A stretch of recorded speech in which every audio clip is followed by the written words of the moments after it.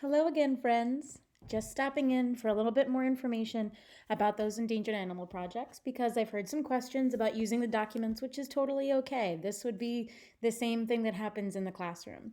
So again, I'm going to make myself a little bit smaller and share my screen with you, but know that I'm here with you the whole time. I'm going to put me over here. So we're going to go into one of the classrooms. Get a little bit smaller. So this is, you're used to seeing the stream. Here it is, going into the classwork. And then down to our Endangered Animals Project. We have two right now that have documents that you need to be typing into. But let me stress the fact that if the documents aren't working for you, that is okay. You can write down any of this information into your notebook, onto spare paper. None of it has to be done in here if it's giving you trouble. We've had lots of kids doing it on paper, sending me pictures, sometimes just the docs work, the Google Docs, and they've gone ahead and just written their answers onto a Google Doc and sent it to me. So please do not let this part stress you out. It's supposed to make it more fun. So if that's not what it's doing, you can, of course, do this handwritten or on its own in a Google Doc. So I'm going to go into one of these. We have this first one, okay, which was the Saving Endangered Species. I know I went over this in the other video, so I'm going to do it very quickly. You get your own copy that comes up here. The reading is what comes up first. I know the first instructions on the next page are to highlight things. Let's go ahead and not worry about that. That was originally when I was printing this out and we were going to do it in the classroom. I'm having too many people say the line button's not working so well. If you already did it, great. If not, you can skip that part. So the 2 pages of the reading, and then show you how to make this. It looks a little small right now, right? We don't like that. So why don't we zoom in to about 100%, and there we go. If I were to stretch this box out, you could see that it's still that size of the paper. I'm just keeping it small so that you can keep seeing me. And you'll notice the words type here. So when we're back on our cursor, if you were to double click into that box, you can now see the square text box. Once you're in there, you can see my cursor still going. You can highlight. I'm pressing the delete or backspace button, and I got rid of it. And now I can type in, we can help. Oh, that doesn't need to be doubly capitalized. We can help save endangered species by, and yes, I do want all of this in complete sentences. So that's how that works on the first page. But I'm going to show you, again, if you were to scroll down, there's another one down here. Once you type in, again, double click, you'll see that text box, and now you can go in, highlight, and get rid of it to type. So look, you can see how Miss Redden even types too fast to type stuff, okay? I know I went over this one in the previous video, so I just wanted to come in and again, you open the document. When you come down to these places where it says type here, double click so that you can see the box. Then you can highlight that text and get rid of it. I'm going to go back to our classroom so that we can see the other one. On this same assignment, the first assignment here, as it loads up, let's do it again. Let's make it bigger because again, it's still kind of small. We're seeing the entire page. We don't need to do that. So as it loads up, I think everyone's using the internet, so it's a little slower. I'm going to make it bigger again. I'm going to zoom to 100. Awesome. These tasks are just here for the entire project, so you don't need to be clicking anything on this or shading anything in. This is just so you know each of the pieces that will be expected of you. We have here a place where it says type here, questions I have about this project. When you hand this in and you say, I don't know what habitat means, because we know maybe that word came up. That's something we have to look up. I can then go in, see these notes, and put a comment here for you, just like I do in your regular documents when we're writing an essay. So we see there on this next page, because it's so big, this page always tells us what's going to be needed in this assignment. So you needed to read the Endangered Animals lists and the worksheets and watch the videos, and then you all chose one, which is fantastic. And then select the sources you'll use for the research project. That's kind of ongoing. Same thing, you can click in the box to type here about what questions you have and information that you might need to know. I need to know what sources are right. I made a document for you, don't worry. And next, down into the KWL chart, we know what that means. Know, want to know, and learned. As noted in the assignment, you only need to take care of the K and the W right now because we're still just doing research. We'll come back to this document later so you can give a little blurb at the end and we'll have a complete KWL. So you do the same exact thing. I see the word type here is available, so if I double click, the box is there. I can highlight, get rid of it, and type more. That's how all of these documents are going to work, but I want to show each and every one of them to you that you have so far. So you will get out of that one, go back to our classwork, and let's go into the next assignment, which was our Endangered Animals Project note-taking. So we're going to have a couple sets of these, so it's important that you see this one for sure.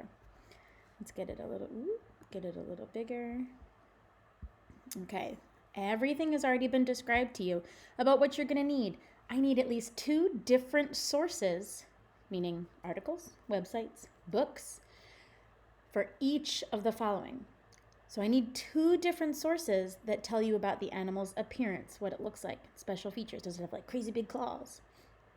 2 different sources that talk about the animal's habitat, if it has predators, meaning animals that eat your animal, and what is its prey, what does it eat? Maybe it's a herbivore and it's about different plants and its habitat. And then third, information about its conservation status. I posted a PDF about this, talks about what it means to be extinct, what it means to be endangered, and the conservation status. This is going to build a little bigger later in the essay when we're going to try and figure out ways that we can go ahead as 5th graders to help this particular endangered species. But that's going to come a little bit later. The important thing here I'm going to highlight, because we know how to do this, we've practiced it. Be sure to find direct quotes, that's in the quotation marks, that you can use from these sources. And also remember, you can easily paraphrase as well, but you still have to credit the source. So I want you to see this and how I specifically want you to fill out these sheets, because they're going to be very helpful come essay time. We see that we have today's tasks. It explains exactly what needs to be done in this assignment. I'm going to keep showing you how to make it bigger. Good. Read and take detailed notes neatly about the different animal topics. Luckily, you're typing, so it will be neat. But if you do have to write this in a notebook, might as well make it neat. Use the given note sheets to stay organized. This will take several days. I do not have an expectation that this will be done tomorrow, and in fact, I don't want it to be done tomorrow. That means you probably rushed through, haven't found enough sources, or maybe the quality of the source isn't exactly what we wanted, and we need to review that. So let's go into the appearance and special features. Each of these sheets, as you've seen over here on the left side, are formatted exactly the same way. Information about the source, what you're collecting the information about, and then a place where you can type that information up. I've also given an extra sheet so you can put more notes in case they don't fit in that small box. So I'm just going to show you in one of them. So appearance and special features.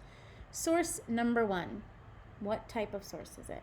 You can either click in and write the word website, and then underneath, enter.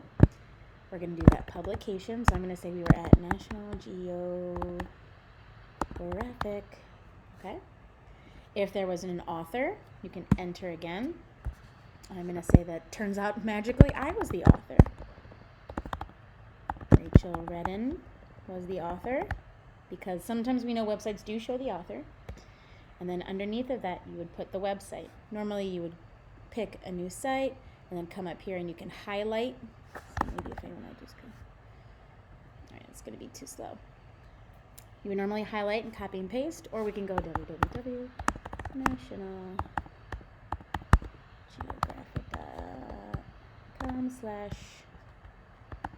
let's say I'm doing leopards. I don't know if that's an actual site name, but In this source, I now have all the information about my first source. So I can always come back and I know how to write it in my essay. And then over here, I know I'm collecting their appearance, special features this animal has that helps it adapt to its surroundings. So maybe in National Geographic, it told me, and I'm reading it directly off the website, word for word, so I put quotation marks. Leopards have spots to help camouflage. Camouflage? Them. See, sometimes there's Redden has to check spelling too. Yay! Themselves in the wild. I'm going to say I read that directly from the article word for word, so I copied it down with quotation marks. If I wasn't exactly going to say it word for word, but I was still going to take it from this website, I have to credit it, which is why I got that information. But maybe I changed it around to say camouflage helps leopards to hide in the wild. That's me paraphrasing the same information that was right above it. I've just said this line here in a different way. I have to credit the source no matter what, because it's where I got this information from. We're not taking up and making it out of our heads and then deciding it's the truth, because this is a research-based, nonfiction, expository essay. I'm going to get rid of all this so we can all still have what we need. I was going to show another way, type here, that if you didn't want to write the word website, if you wanted to get real fancy, you can go up to this button, shape, pick a circle. You could put the circle around it, but at that time you'd have to make it transparent so I can see. It's just a fancier way to do that. Both of them work. It's all about the time that you have and how easily this Google suite of products, meaning docs, sheets, slides, works for you. But just how I showed you how this one works, the same for the next guy, the same for the next guy, and even the same for the big one. When you see type here, double click, the box will show up. That's how you know you can type inside. Highlight, backspace, or delete, and then start typing. I gave you 2 sets because you need to have, pardon me, a different 2 sources for each information. So all of this one could have come from National Geographic, but then maybe on my second one, when I'm learning about their appearance, it came from the World Wildlife Fund. Both of those websites are on my list of sources that are on the Google Classroom. I'm really excited about this project and as we're going on, because I think we're going to make this into something big and fun. Some of you have already been able to come on to some Zoom meetings with the other teachers. I know Miss Seraphin is now hosting some open forum ones. I'm going to come on and talk with you guys a little bit more about this project, but I'm hoping at the end we can all share our projects. If you have crafting things at home, you can make a big display about yours. I'm going to put up a template for Google Slides if you want to make a slide presentation. We can get really fun and creative even from afar, because I know it's what you deserve each and every day. I know it gets harder, especially when it's a little gloomy, to be inside and to be away from us, but your friends and the school. So I think it's important that we make this experience a good time. So I'm trying my best, and I know that you are too. I'm really excited to see you again. I miss you all very much. So I can't wait until we can get on our first Zoom call with everybody. Until then, if you have questions, you know how to find me, and I will be here for you. Bye.